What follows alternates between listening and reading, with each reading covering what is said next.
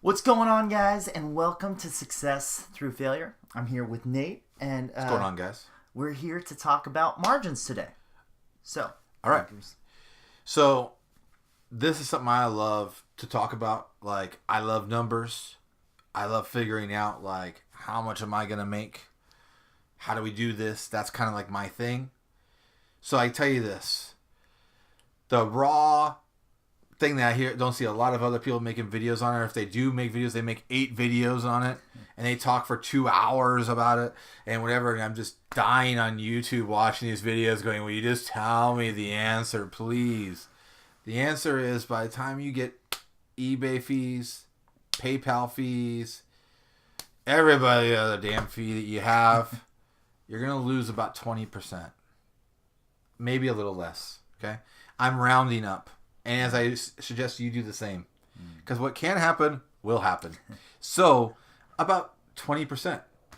So if you think that, hey, I'm gonna make 25% on this thing, well, you're gonna lose 20% on eBay fees, PayPal fees, and whatever.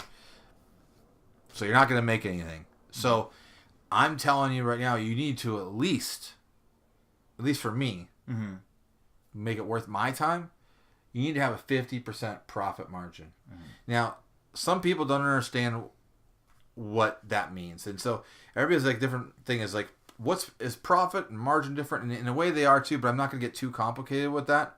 Or I'm just going to talk about this. I mean, you need to get an item for $5 and then you need to at least sell it for $7.50. That is a 50% profit margin.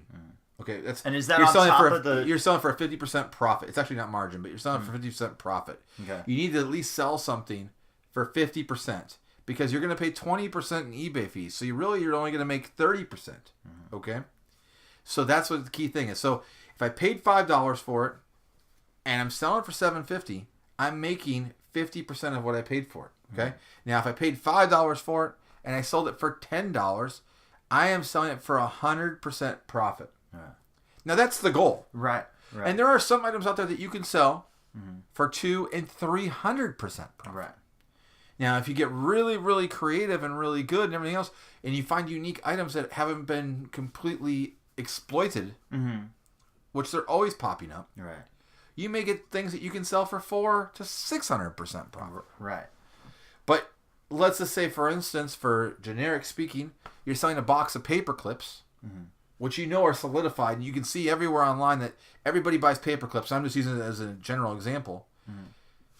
And you can get them and sell them. You can sell them routinely for a 40% profit, but you're going to sell thousands of them. Right. You're going to lose 20% in eBay fees and PayPal fees. So you're still going to make 20%, but you're going to sell thousands. Guaranteed. Right. Do it. Yeah. Now, other items you're going to have, let's say this hat that I'm wearing is not a very popular hat, or you don't know if it's going to be a popular hat. But you can get this hat like for retail, and what your cost is, you can sell it for, a 300 or 400% profit margin. But you only think you're going to, you think, well, I'm probably going to sell 50 of these. Well, you got to realize if you sell 50 of those at 400%, it's like selling 500 of the things at 20%. So you can take 2 different roads, is what I'm saying. Right. You can gear yourself to be that high volume, lot of work, wheels spinning and rolling, selling thousands and hundreds or whatever of units a day, right, to make your lower margins. Or you can really go and try to do less volume and try to make high profits. Right. If you're like me and PJ, we'll do both. We test, right? We treat every item individually. Like, hey, what do we think we can do here? And there's other factors. Right. That's a different video for a different day. Right. But I can tell you, make sure you know your profits. Big thing is you got to know your costs.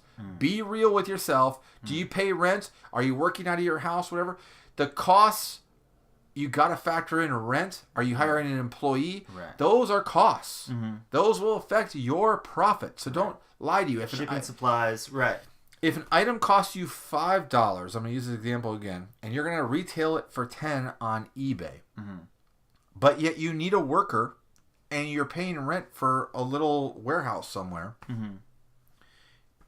Big thing is the labor. How long is it going to take my employee to get that thing packaged and out the door?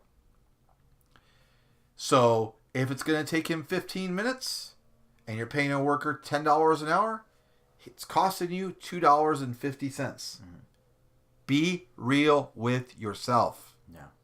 Because if your numbers are wrong, you will be done. Right. Do not skimp on the numbers. And always round up.